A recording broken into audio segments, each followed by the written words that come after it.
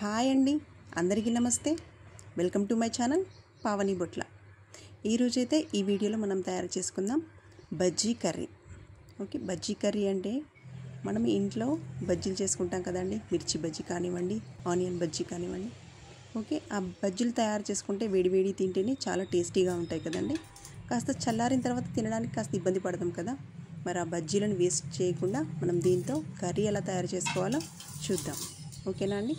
ముందుగా ఒక గిన్నె తీసుకొని ఏవైతే బజ్జీలు ఉన్నాయో ఆ బజ్జీలన్నింటినీ మంచిగా పొడి పొడిలాడుతూ మెదుపుకోండి. ఓకే, ఇలా ప్రతి బజ్జీని పొడి పొడిలా ముద్దలు లేకుండా చేసుకోండి. ఓకే, ఇవన్నింటినీ మొత్తం పొడి పొడి చేసి పెట్టుకున్నాం కదండి. ఇప్పుడు మరి దానిలోకి కావాల్సినవి ఆనియన్స్, పచ్చిమిర్చి, అలాగే టమాటాలు, కాస్త కరివేపాకు అండ్ కొత్తిమీర. ఓకేనా, వీటిని పక్కన పెట్టేసుకుందాం. ఇప్పుడు స్టవ్ వెలిగించుకొని స్టవ్ పై ఒక ప్యాన్ పెట్టుకుందాం. ఓకే, దీనిలో కావలసినంత ఆయిల్ని కూడా వేసుకోండి. ఆయిల్ కాగాక పోపు దినుసులు వేసుకుందాం. శనగపప్పు, ఆవాలు, జీలకర్ర.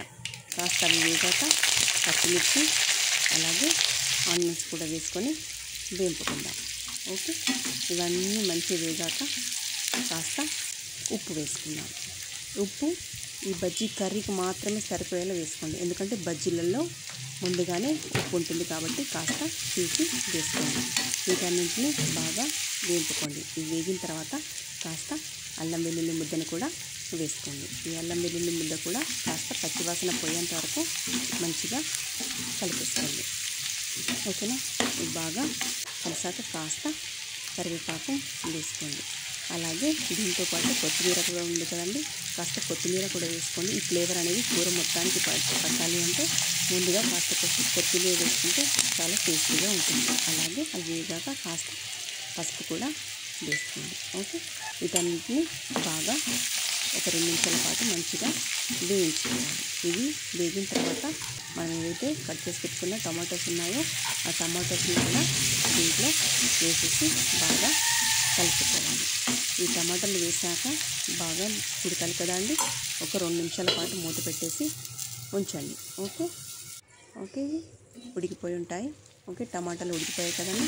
ఒకసారి కలిపేసుకొని దీంట్లో కావాల్సినంత కారం అలాగే కావాల్సినంత ధనియా పౌడర్ని కూడా వేసుకోండి. వేసుకున్నాక బాగా కలిపేసుకోవాలి.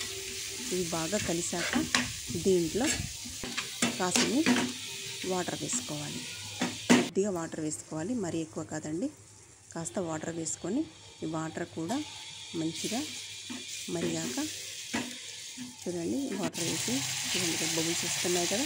నూనె కూడా కాస్త పైకి తేలింది. ఈ టైంలోనే మనం మెదిపి పెట్టుకున్న బజ్జీ మిశ్రమం ఏదైతే ఉందో దీంట్లో వేసుకోవాలి.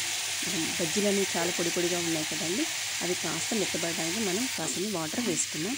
ఓకే, వీటన్నింటినీ బాగా కలిపేసుకోండి, మంచిగా కలిపేసుకోండి, ఎందుకంటే ఈ మిశ్రమం అంతా బజ్జీ మొత్తానికి పట్టుకోవాలి.